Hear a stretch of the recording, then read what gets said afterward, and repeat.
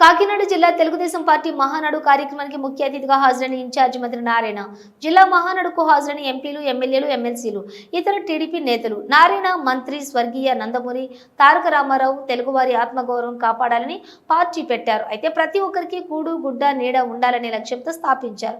ఎన్టీఆర్ జన్మదినం సందర్భంగా జరుపుకునే మహానాడు టీడీపీ కార్యకర్తలకు అతిపెద్ద పండుగ. జిల్లా మహానాడు తీర్మానాలు ప్రభుత్వం దృష్టికి తీసుకెళ్తాను. గత 5 ఏళ్లలో వచ్చినటువంటి సమస్యలు రాష్ట్ర చరిత్రలో ఎప్పుడూ రాలేదు. అభివృద్ధి వెనక్కిపోయింది. టీడీపీ కార్యకర్తలు అనేక ఇబ్బందులు పెట్టారు. పార్టీ అధినేతను రాజమండ్రి జైల్లో పెట్టారు. ఇన్ని ఇబ్బందులు పెట్టినా జనసేన, బీజేపీతో కలిసి మళ్లీ అధికారంలోకి వచ్చాం. జగన్ పార్టీకి ప్రతిపక్ష హోదా కూడా లేకుండా తప్పించారు. లేదంటే రాష్ట్రం పూర్తిగా అధోగతి పాలయ్యేది. అరాచక పాలనలోని ఆర్థికంగా భ్రష్టు పట్టించారు. 10 లక్షల కోట్ల అప్పులు చేసి మన నెట్టిన భారం వేశారు. కేంద్రం ఇచ్చిన నిధులకు రాష్ట్ర వాటా కూడా ఇవ్వకపోవడంతో ప్రాజెక్టులు మధ్యలోనే నిలిచిపోయాయి. పేదల కోసం కట్టిన టిడ్కో ఇళ్లను కూడా వేసింది. సీఎం గారికి ఉన్నటువంటి అపార అనుభవంతో మళ్లీ గాడిలో పెడుతూ ఉన్నారు.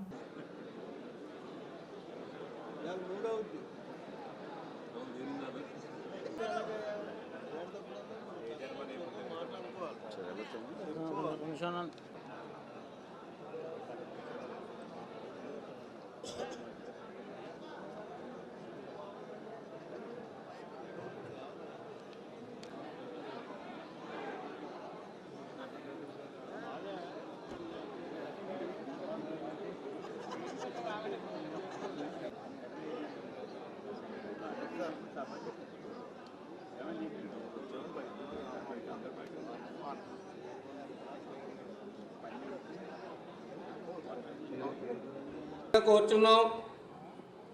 కటకంశెట్టి ప్రభాకర్ గారిని వేదిక మీద రావాల్సిందిగా కోరుచున్నాం. పావని గారిని వేదిక మీద రావాల్సిందిగా కోరుచున్నాం. అలాగే సార్ అలా పట్టుకోండి సార్. అలాగే సార్ సార్ ఒకసారి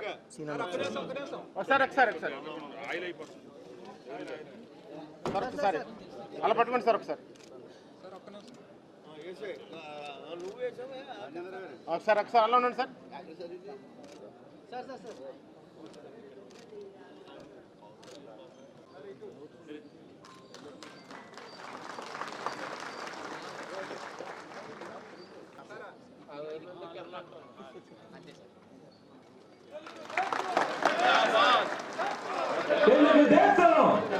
తెలుగుదేశం నారా చంద్రబాబు నాయుడు గారి నాయకత్వం, నారా చంద్రబాబు నాయుడు గారి నాయకత్వం, నారా లోకేష్ బాబు గారి నాయకత్వం.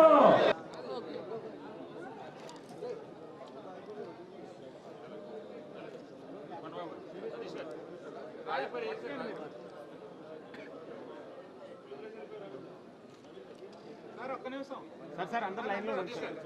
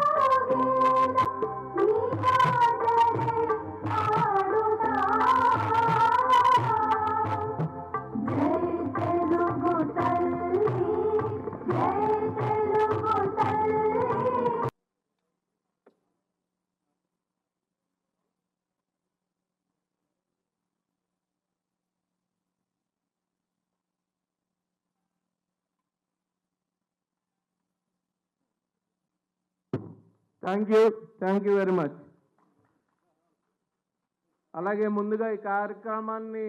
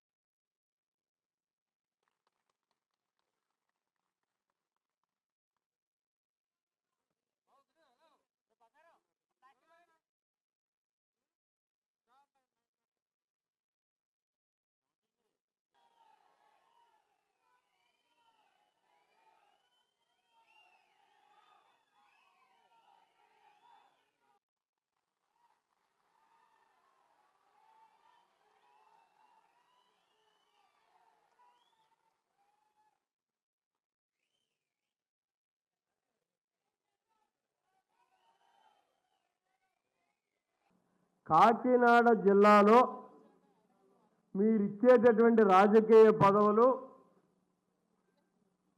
కూటమి నిబంధనల ప్రకారం మా ప్రత్యేకమైనటువంటి ధన్యవాదాలు తెలియజేసుకుంటూ ఇప్పుడు రాజకీయ తీర్మానాలనే మొట్టమొదటిగా పెట్టారు. దాని మీద పూర్తి చివరి స్థాయికి వచ్చాం. అయినా అందరూ కొట్టంటారా గట్టిగాని? ఆయనే మనకు నిధులు తెచ్చేవాడు. మరలా మన కూటమి ప్రభుత్వం అధికారంలోకి వచ్చింది. మరి ఆ యొక్క ప్రాజెక్టును కూడా జ్యోతుల నెహ్రూ గారు, చంద్రబాబు నాయుడు గారు, మరి ఇరిగేషన్ మినిస్టర్ మరి రామానాయుడు గారు, నారాయణ గారు మినిస్టర్ ఆధ్వర్యంలో ఆ ప్రాజెక్టును కూడా పునర్నిర్మిస్తారని, రైతుల ఆశలు మరి కళ్ళల్లో మరి ఆశలు చూపిస్తారని నారాయణ గారికి ధన్యవాదాలు తెలియజేస్తూ, ఆయన చక్కగా మన తీర్మానాలన్నీ రాష్ట్రంలో మన రేపు కడపలో ఆమోదం తెలిపిన తర్వాత ఇంచుమించు 100% మన సీఎం గారితో మాట్లాడి అవన్నీ అందరికీ ధన్యవాదాలు. అలాగే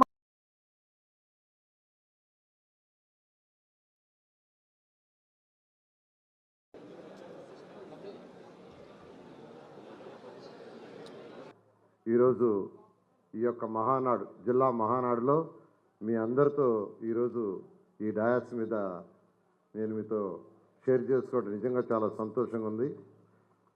మీకు అందరికీ తెలిసిందే, తెలుగుదేశం పార్టీ స్వర్గీయ ఎన్టీ రామారావు గారు స్థాపించిన పార్టీ. వారు చలనచిత్రంలోనే కాకుండా రాజకీయ రంగంలో కూడా భారతదేశంలో ఒక వెలుగు వెలిగిన వ్యక్తి. ఇప్పుడే పెద్దలు చెప్పారు, ఆ రోజు తెలుగు వారికి ఆత్మగౌరవం అంటూ ఉండేది లేదు. ఎందుకంటే ఆ రోజు కాంగ్రెస్ పార్టీ సీఎం నిర్ణయించాలంటే ఢిల్లీ నుంచి సీల్ కవర్లు వచ్చేది. తెలుగు వారి యొక్క ఆత్మగౌరవాన్ని కాపాడాలనే ఉద్దేశంతో ఆ రోజు ఎన్టీ రామారావు గారు ఈ పార్టీని స్థాపించారు. ఆ తర్వాత పార్టీకి అనేక ఒడిదుడుకులు వచ్చిన విషయం మీ అందరికీ తెలిసిందే. అయితే ఆ రోజు ఎన్టీ రామారావు గారు స్థాపించిన పార్టీ ముఖ్య ఉద్దేశం ప్రతి వ్యక్తికి, ప్రతి తెలుగువాడికి, ఈ రాష్ట్రంలో ఉన్న ప్రతి ఒక్కరికి కూడు గుడ్డ నీడ అనే నిదానంతో ఈ పార్టీని స్థాపించారు. ఆ తర్వాత అనేక కారణాలతో గౌరవనీయ ముఖ్యమంత్రి నారా చంద్రబాబు నాయుడు గారు ఈ పార్టీకి అధ్యక్షులు కావటం, ఈరోజు ఈ పార్టీని ముందుకు నడిపిస్తున్నారు. ఇందులో అన్నిటికంటే ముఖ్యంగా ప్రతి సంవత్సరం మే 27 నుంచి 29 దాకా ఈ యొక్క మహానాడు కార్యక్రమాల్ని రాష్ట్రం మొత్తం, అటు తెలంగాణ మరియు ఆంధ్ర 2 రాష్ట్రాల్లో ఉన్న తెలుగుదేశం పార్టీ కార్యకర్తలను జరుపుకుంటున్నారు. దీంట్లో ముఖ్యంగా మొదట ప్రతి కాన్స్టిట్యున్సీలో ఈ యొక్క కార్యక్రమాన్ని నిర్వహించి తీర్మానాల్ని జిల్లా పార్టీకి పంపించమన్నారు. జిల్లా పార్టీ మళ్ళా తీర్మానాల్ని చేసి రాష్ట్ర పార్టీకి పంపిస్తే రేపు జరిగే మహానాడు 27-29లో అక్కడ డిస్కస్ చేస్తారు. ఈరోజు అనేక తీర్మానాలని యాక్చువల్గా ప్రతిపాదించారు, వాటిని సపోర్ట్ కూడా చేశారు. ఖచ్చితంగా ఆ తీర్మానాలు కూడా నేను కూడా తీసుకొని ఇన్ఛార్జి మంత్రిగా యాక్చువల్గా అధికారులతోనూ అటు ముఖ్యమంత్రి గారితోనూ డిస్కస్ చేసి వీలైనంత వరకు మ్యాక్సిమం పూర్తి చేస్తామని మీ అందరికీ తెలియజేస్తూ, గత 5 సంవత్సరాల్లో కార్యకర్తలు అనేక కష్టాలు పడ్డారు. కష్టాలంటే బహుశా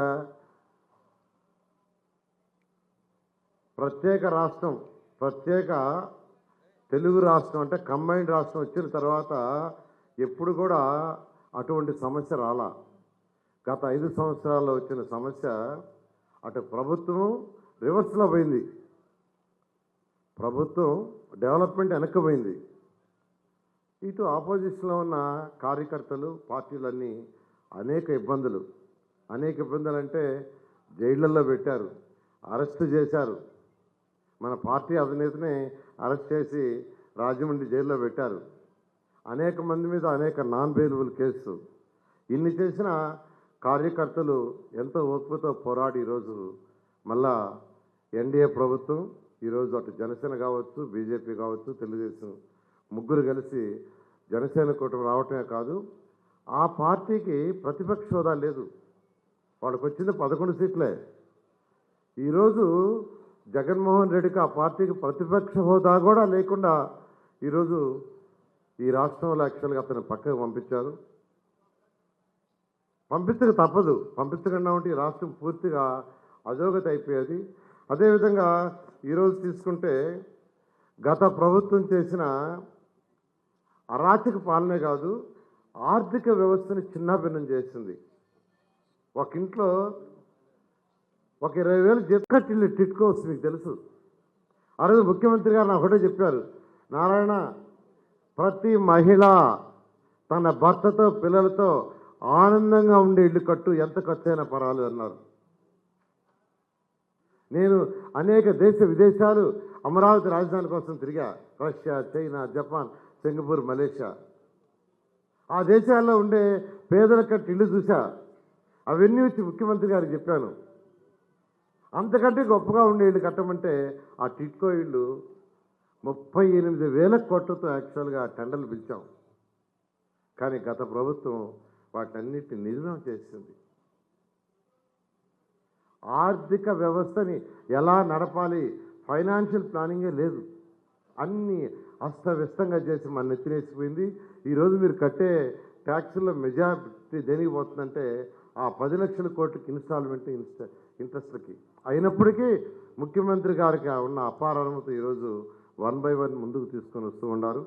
ఈ విషయాన్ని మీ అందరూ కూడా ఒకసారి తెలియజేస్తూ, ఏదైతే మేనిఫెస్టోలో పెట్టారో 3,000 పెన్షన్స్ని 4,000 చేస్తామని, రాష్ట్రం అప్పుల పాలైనా ఈరోజు సంవత్సరానికి 32,000 కోట్లు ఖర్చు పెడుతూ పెన్షన్స్ ఇస్తున్నారు. భారతదేశంలో ఏ రాష్ట్రం కూడా ఇంత పెద్ద మొత్తంలో పెన్షన్స్ ఇవ్వటంలో ఒక్క ఆంధ్రప్రదేశే. అదేవిధంగా అన్నా క్యాంటీన్ స్టార్ట్ చేసాం.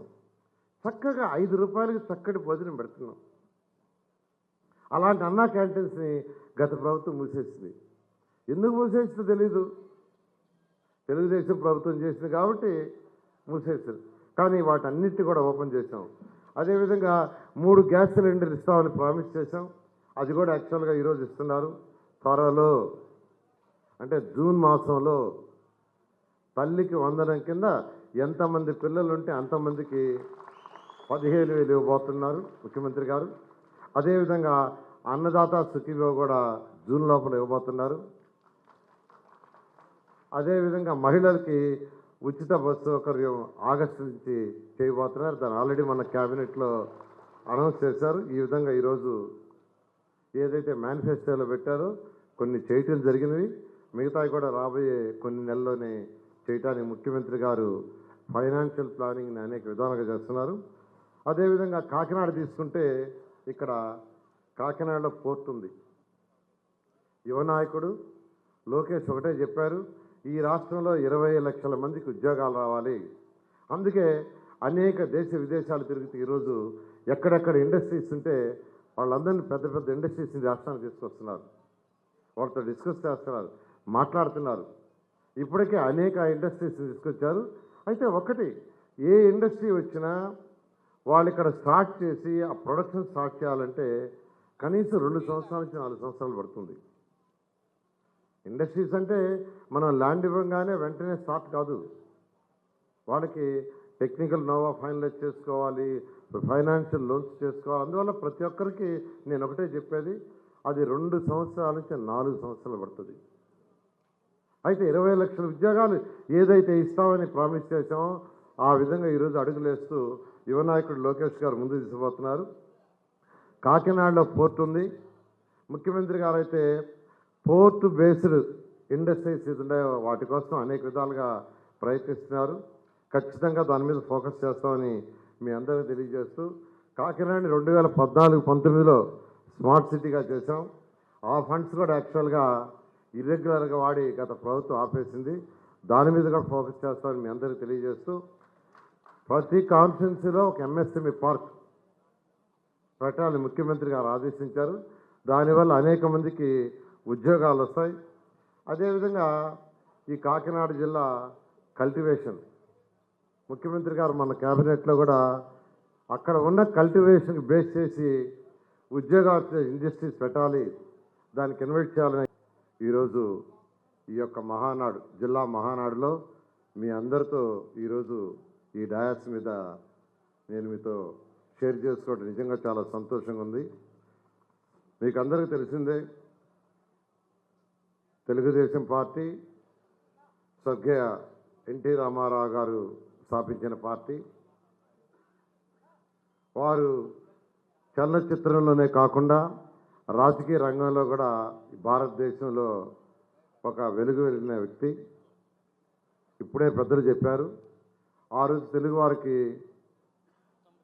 ఆత్మగౌరవం అంటూ ఉండేది లేదు. ఎందుకంటే ఆ రోజు కాంగ్రెస్ పార్టీ సీఎం నిర్ణయించాలంటే ఢిల్లీ నుంచి సీల్ కవర్లు వచ్చేది. తెలుగు వారి యొక్క ఆత్మగౌరవాన్ని కాపాడాలనే ఉద్దేశంతో ఆ రోజు ఎన్టీ రామారావు గారు ఈ పార్టీని స్థాపించారు. ఆ తర్వాత పార్టీకి అనేక ఒడిదుడుకులు వచ్చిన విషయం మీ అందరికీ తెలిసిందే. అయితే ఆ రోజు ఎన్టీ రామారావు గారు స్థాపించిన పార్టీ ముఖ్య ఉద్దేశం ప్రతి వ్యక్తికి, ప్రతి తెలుగువాడికి, ఈ రాష్ట్రంలో ఉన్న ప్రతి ఒక్కరికి కూడు గుడ్డ నీడ అనే నిదానంతో ఈ పార్టీని స్థాపించారు. ఆ తర్వాత అనేక కారణాలతో గౌరవనీయ ముఖ్యమంత్రి నారా చంద్రబాబు నాయుడు గారు ఈ పార్టీకి అధ్యక్షులు కావటం, ఈరోజు ఈ పార్టీని ముందుకు నడిపిస్తున్నారు.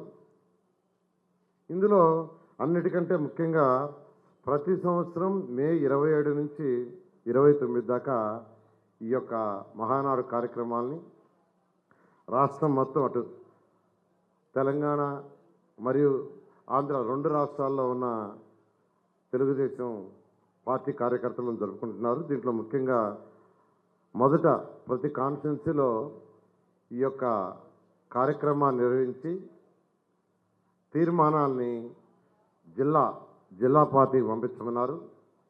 జిల్లా పార్టీ మళ్ళా తీర్మానాల్ని చేసి రాష్ట్ర పార్టీకి పంపిస్తే రేపు జరిగే మహానాడు 27-29లో అక్కడ డిస్కస్ చేస్తారు. ఈరోజు అనేక తీర్మానాల్ని యాక్చువల్గా ప్రతిపాదించారు, వాటిని సపోర్ట్ కూడా చేశారు. ఖచ్చితంగా ఆ తీర్మానాలు కూడా నేను కూడా తీసుకొని ఇన్ఛార్జి మంత్రిగా యాక్చువల్గా అధికారులతోనూ అటు ముఖ్యమంత్రి గారితోనూ డిస్కస్ చేసి వీలైనంత వరకు మ్యాక్సిమం పూర్తి చేస్తామని మీ అందరికీ తెలియజేస్తూ,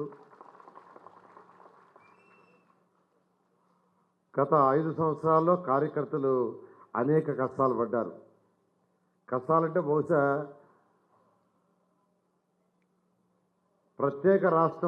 ప్రత్యేక తెలుగు రాష్ట్రం అంటే కంబైన్డ్ రాష్ట్రం వచ్చిన తర్వాత ఎప్పుడు కూడా అటువంటి సమస్య రాలా. గత 5 సంవత్సరాల్లో వచ్చిన సమస్య, అటు ప్రభుత్వం రివర్స్లో పోయింది, ప్రభుత్వం డెవలప్మెంట్ వెనక్కిపోయింది. ఇటు ఆపోజిషన్లో ఉన్న కార్యకర్తలు, పార్టీలన్నీ అనేక ఇబ్బందులు అంటే జైళ్లలో పెట్టారు, అరెస్ట్ చేశారు, మన పార్టీ అధినేతనే అరెస్ట్ చేసి రాజమండ్రి జైల్లో పెట్టారు. అనేక మంది మీద అనేక నాన్ బెయిలబుల్ కేసు.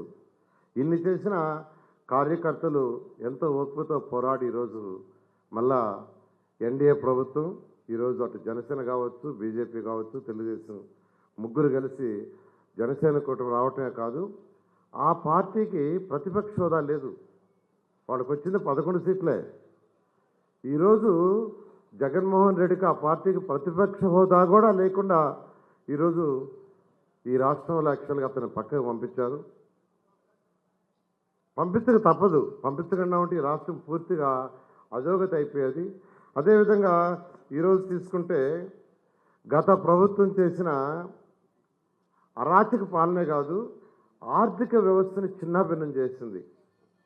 ఒక ఇంట్లో ఒక 20,000 జీతం ఎవరికన్నా వస్తుందంటే ఉద్యోగం చేస్తూ ఆ 20,000 ఎలా ఖర్చు పెట్టాలో చక్కగా ప్లాన్ చేస్తారు. ఇంటి బాడుకి ఎంత, పాలకెంత, పిల్లల చదువుకెంత, గుడ్డలకెంత, తిండికి ఎంతని. ఎవరైనా వాళ్ళకొచ్చే ఆదాయం, నెలకొచ్చే ఆదాయంలో అయ్యే ఖర్చులు ప్లాన్ చేస్తారు. అదేవిధంగా ఒక ఇండస్ట్రీలో కూడా ఆ వచ్చే రెవెన్యూలో దేనికి ఎంత ఖర్చు పెట్టాలో ప్లాన్ చేస్తారు. కానీ ఒక రాష్ట్రం ఆర్థిక వ్యవస్థని, అంటే ఆ రాష్ట్రంలో ఆదాయం ఎంత వస్తుంది, దాన్ని ఎవరి ఎంత పెంచాలి, ఎంత పర్సెంటేజ్ పెంచాలా, ఎలా పెంచాలా అనే ఆలోచన గత ముఖ్యమంత్రికి లేదు. రాష్ట్రాన్ని అధోగతి పాలు చేశారు. 10 లక్షల కోట్ల పైగా అప్పులు చేశారు. ఆ అప్పులు ఎవరు తీర్చాలి? మనమే, మీరే. మీరు కట్టే ట్యాక్సులు, మీరు కట్టే జిఎస్టీలో ఈరోజు మన ముఖ్యమంత్రి నారా చంద్రబాబు నాయుడు గారు ఆ అప్పులు తీరుస్తున్నారు. అయితే ఆయనకున్న అపార అనుభవంతో ఈరోజు రాష్ట్రాన్ని ముందుకు తీసుకుపోతున్నారు. లేకంటే మనది కూడా శ్రీలంకలాగా అయిపోయేది. ఉదాహరణకు నా డిపార్ట్మెంట్ తీసుకుంటే 2014-19లో ఇదే శాఖకి నేను మంత్రిని. నేను ఆ రోజు 2014-19లో ఈ రాష్ట్రంలో ప్రతి ఇంటికి ట్యాప్ కనెక్షన్ ఇవ్వాలని ఆ రోజు ముఖ్యమంత్రిగా ఉన్న నారా చంద్రబాబు నాయుడు గారు ఆదేశిస్తే 5,350 కోట్లతో ఏషియన్ ఇన్ఫ్రాస్ట్రక్చర్ ఇన్వెస్ట్ బ్యాంక్ నుంచి లోన్ తెచ్చాం. అది 30 సంవత్సరాల్లో తీర్చేది. చాలా తక్కువ వడ్డీ. 70% వాళ్ళు ఇస్తారు, 30% రాష్ట్ర ప్రభుత్వం ఇవ్వాలా. కానీ గత ప్రభుత్వం రాష్ట్ర ప్రభుత్వం ఇవ్వాల్సిన డబ్బులు ఇవ్వకుండా ఉంటే ఒక్క పైసా కూడా ఖర్చు పెట్టాల. 5,350 కోట్లలో మన జూన్కి ఆ ప్రాజెక్ట్ అయిపోయింది. మళ్ళా మన ముఖ్యమంత్రి గారిని అడిగి ఆ ప్రాజెక్టు మన జూలైలో రివైజ్ చేయించాను. బహుశా నెక్స్ట్ మంత్ టెండర్లు పిలుస్తున్నాం. అదేవిధంగా అమృత స్కీమ్ 8,500 కోట్లతో 3 సంవత్సరాల క్రితం కేంద్ర ప్రభుత్వం ఇచ్చింది. దాంట్లో మన వాటా 55%, వాళ్ళ వాటా 45%. దాంట్లో కూడా ప్రతి ఇంటికి ట్యాప్ కనెక్షన్ ఇచ్చేది. ఆ ప్రాజెక్టు మన జూలైలో రివైజ్ చేయించాను. బహుశా నెక్స్ట్ మంత్ టెండర్లు పిలుస్తున్నాం. అదేవిధంగా అమృత స్కీమ్ 8,500 కోట్లతో 3 సంవత్సరాల క్రితం కేంద్ర ప్రభుత్వం ఇచ్చింది. దాంట్లో మన వాటా 55%, వాళ్ళ వాటా 45%. దాంట్లో కూడా ప్రతి ఇంటికి ట్యాప్ కనెక్షన్ ఇచ్చేది. అయితే రాష్ట్ర ప్రభుత్వం యొక్క షేర్ ఇవ్వక ఆ ప్రాజెక్టు కూడా అయిపోయింది. స్వచ్ఛ భారత్ కింద 3,001 కోట్లు 3 సంవత్సరాల క్రితం కేంద్ర ప్రభుత్వం ఇచ్చింది. వాళ్ళు ఫస్ట్ ఇన్స్టాల్మెంట్ 280 కోట్లు ఇస్తే రాష్ట్ర ప్రభుత్వం 150 కోట్లు ఇస్తే ఆ ప్రాజెక్టు ముందు పోయేది. గత ప్రభుత్వం యొక్క అది పోయినాయి. చక్కటి టిట్కోస్ మీకు తెలుసు. ఆ రోజు ముఖ్యమంత్రి గారు నాకు ఒకటే చెప్పారు, నారాయణ, ప్రతి మహిళ తన భర్తతో పిల్లలతో ఆనందంగా ఉండే ఇల్లు కట్టు, ఎంత ఖర్చు అయినా పర్వాలేదు అన్నారు. నేను అనేక విదేశాలు అమరావతి రాజధాని కోసం తిరిగా. Russia, China, Japan, Singapore, Malaysia. ఆ దేశాల్లో ఉండే పేదల కట్టి ఇల్లు చూసా. అవన్నీ వచ్చి ముఖ్యమంత్రి గారికి చెప్పాను. అంతకంటే గొప్పగా ఉండే ఇల్లు కట్టమంటే ఆ టిట్కో ఇల్లు 38,000 కోట్లతో యాక్చువల్గా టెండర్లు పిలిచాం. కానీ గత ప్రభుత్వం వాటన్నిటిని నిర్వహణ చేసింది. ఆర్థిక వ్యవస్థని ఎలా నడపాలి, ఫైనాన్షియల్ ప్లానింగే లేదు. అన్నీ అస్తవ్యస్తంగా చేసి మన నెత్తినేసిపోయింది. ఈరోజు మీరు కట్టే ట్యాక్సుల్లో మెజారిటీ దేనికి పోతుందంటే ఆ 10 లక్షల కోట్లకి ఇన్స్టాల్మెంట్ ఇంట్రెస్ట్లకి. అయినప్పటికీ ముఖ్యమంత్రి గారికి ఉన్న అపార అనుమతి ఈరోజు 1 by 1 ముందుకు తీసుకొని వస్తూ ఉన్నారు. ఈ విషయాన్ని మీ అందరూ కూడా ఒకసారి తెలియజేస్తూ, ఏదైతే మేనిఫెస్టోలో పెట్టారో 3,000 పెన్షన్స్ని 4,000 చేస్తామని, రాష్ట్రం అప్పుల పాలైనా ఈరోజు సంవత్సరానికి 32,000 కోట్లు ఖర్చు పెడుతూ పెన్షన్స్ ఇస్తున్నారు. భారతదేశంలో ఏ రాష్ట్రం కూడా ఇంత పెద్ద మొత్తంలో పెన్షన్స్ ఇవ్వటంలో ఒక్క ఆంధ్రప్రదేశే. అదేవిధంగా అన్నా క్యాంటీన్ స్టార్ట్ చేసాం. చక్కగా 5 రూపాయలకి చక్కటి భోజనం పెడుతున్నాం. అలాంటి అన్నా క్యాంటీన్స్ని గత ప్రభుత్వం మూసేసింది. ఎందుకు మూసేసిందో తెలీదు. తెలుగుదేశం ప్రభుత్వం చేసింది కాబట్టి మూసేసారు. కానీ వాటన్నిటిని కూడా ఓపెన్ చేసాం. అదేవిధంగా 3 గ్యాస్ సిలిండర్లు ఇస్తామని ప్రామిస్ చేసాం. అది కూడా యాక్చువల్గా ఈరోజు ఇస్తున్నారు. త్వరలో అంటే జూన్ మాసంలో తల్లికి వందనం కింద ఎంతమంది పిల్లలు ఉంటే అంతమందికి 15,000 ఇవ్వబోతున్నారు ముఖ్యమంత్రి గారు. అదేవిధంగా అన్నదాత సుఖీభవ కూడా జూన్ లోపల ఇవ్వబోతున్నారు. అదేవిధంగా మహిళలకి ఉచిత బస్సు సౌకర్యం ఆగస్టు నుంచి చేయబోతున్నారు. దాన్ని ఆల్రెడీ మన క్యాబినెట్లో అనౌన్స్ చేశారు. ఈ విధంగా ఈరోజు ఏదైతే మేనిఫెస్టోలో పెట్టారో కొన్ని చేయటం జరిగినవి, మిగతావి కూడా రాబోయే కొన్ని నెలల్లోనే చేయటానికి ముఖ్యమంత్రి గారు ఫైనాన్షియల్ ప్లానింగ్ని అనేక విధాలుగా చేస్తున్నారు. అదేవిధంగా కాకినాడ తీసుకుంటే ఇక్కడ కాకినాడలో పోర్ట్ ఉంది. యువ నాయకుడు లోకేష్ ఒకటే చెప్పారు, ఈ రాష్ట్రంలో 20 లక్షల మందికి ఉద్యోగాలు రావాలి. అందుకే అనేక దేశ విదేశాలు తిరుగుతూ ఈరోజు ఎక్కడెక్కడ ఇండస్ట్రీస్ ఉంటే వాళ్ళందరినీ పెద్ద పెద్ద ఇండస్ట్రీస్ని రాష్ట్రానికి తీసుకొస్తున్నారు. వాళ్ళతో డిస్కస్ చేస్తున్నారు, మాట్లాడుతున్నారు. ఇప్పటికే అనేక ఇండస్ట్రీస్ని తీసుకొచ్చారు. అయితే ఒకటి, ఏ ఇండస్ట్రీ వచ్చినా వాళ్ళు ఇక్కడ స్టార్ట్ చేసి ఆ ప్రొడక్షన్ స్టార్ట్ చేయాలంటే కనీసం 2 సంవత్సరాల నుంచి 4 సంవత్సరాలు పడుతుంది. ఇండస్ట్రీస్ అంటే మనం ల్యాండ్ ఇవ్వగానే వెంటనే స్టార్ట్ కాదు. వాళ్ళకి టెక్నికల్ నోవా ఫైనలైజ్ చేసుకోవాలి, ఫైనాన్షియల్ లోన్స్ చేసుకోవాలి. అందువల్ల ప్రతి ఒక్కరికి నేను ఒకటే చెప్పేది, అది 2 సంవత్సరాల నుంచి 4 సంవత్సరాలు పడుతుంది. అయితే 20 లక్షల ఉద్యోగాలు ఏదైతే ఇస్తామని ప్రామిస్ చేశామో ఆ విధంగా ఈరోజు అడుగులేస్తూ యువ నాయకుడు లోకేష్ గారు ముందు తీసుకుపోతున్నారు. కాకినాడలో పోర్ట్ ఉంది. ముఖ్యమంత్రి గారు అయితే పోర్ట్ బేస్డ్ ఇండస్ట్రీస్ ఉన్నాయో వాటి కోసం అనేక విధాలుగా ప్రయత్నిస్తున్నారు. ఖచ్చితంగా దాని మీద ఫోకస్ చేస్తామని మీ అందరికీ తెలియజేస్తూ, కాకినాడని 2014-19లో స్మార్ట్ సిటీగా చేశాం. ఆ ఫండ్స్ కూడా యాక్చువల్గా ఇర్రెగ్యులర్గా వాడి గత ప్రభుత్వం ఆపేసింది. దాని మీద కూడా ఫోకస్ చేస్తామని మీ అందరికీ తెలియజేస్తూ, ప్రతి కాన్స్టిట్యున్సీలో ఒక ఎంఎస్ఎంఈ పార్క్ పెట్టాలని ముఖ్యమంత్రి గారు ఆదేశించారు. దానివల్ల అనేక మందికి ఉద్యోగాలు వస్తాయి. అదేవిధంగా ఈ కాకినాడ జిల్లా కల్టివేషన్ ముఖ్యమంత్రి గారు మన క్యాబినెట్లో కూడా అక్కడ ఉన్న కల్టివేషన్కి బేస్ చేసి ఉద్యోగాలు ఇండస్ట్రీస్ పెట్టాలి, దానికి ఇన్వైట్ చేయాలని ఈరోజు అనేక విధాలుగా ప్రయత్నిస్తున్నారు. మరొకటి P4 అనే ప్రోగ్రాం తీసుకొచ్చారు. ముఖ్యమంత్రి గారు కంబైన్డ్ స్టేట్లో ముఖ్యమంత్రిగా ఉన్నప్పుడు విజన్ 20 అని తీసుకొచ్చారు. అది తీసుకురాబట్టి ఈరోజు హైదరాబాదు వెలుగొందుతుంది. ఈరోజు హైదరాబాద్ డెవలప్ అయిందంటే ఆ రోజు ముఖ్యమంత్రిగా ఉన్న నారా చంద్రబాబు నాయుడు గారు వేసిన బీజమే. అదేవిధంగా ఇప్పుడు P4 అనే ప్రోగ్రాం తీసుకొచ్చారు, పబ్లిక్ ప్రైవేట్ పీపుల్ పార్ట్నర్షిప్ అని. దీంట్లో ఈ రాష్ట్రంలో ఉన్న టాప్ 10%, ఆర్థికంగా ఉన్న టాప్ 10%, పేదలు నిరుపేదలైనటువంటి బాటంలో ఉన్న 20%ని అడాప్ట్ చేసుకొని వాళ్ళకి వాళ్ళని యాక్చువల్గా మెంటరింగ్ చేయటం, అంటే వాళ్ళకి గైడ్ చేయటం, ప్రభుత్వ పథకాలు ఏదైనా ఉంటే ఆ వచ్చేదిగా చేయటం ప్రజాప్రతినిధులతో చేసి, లేదా వాళ్ళు ఏదైనా సహాయం చేయగలిగితే చేసే విధంగా ఒక మంచి కార్యక్రమాన్ని ఈరోజు ముఖ్యమంత్రి గారు తీసుకొచ్చారు. ఖచ్చితంగా ఆ కార్యక్రమంలో పేదలు నిరుపేదల్ని ముందుకు తీసుకుపోయే కార్యక్రమం. అదేవిధంగా మీకు అందరికీ తెలుసు, వికసిత్ భారత్ 2047, అది దాన్ని బేస్ చేసుకుని వికసిత ఆంధ్రప్రదేశ్ అని 2047ని ముఖ్యమంత్రి గారు తీసుకొచ్చారు. ఈ అన్ని కార్యక్రమాల వల్ల 2047కి భారతదేశం ఖచ్చితంగా ప్రపంచంలో నెంబర్ 1 దేశం అయ్యే విధంగా ముందుకు పోతుంది. అదేవిధంగా మన రాష్ట్రం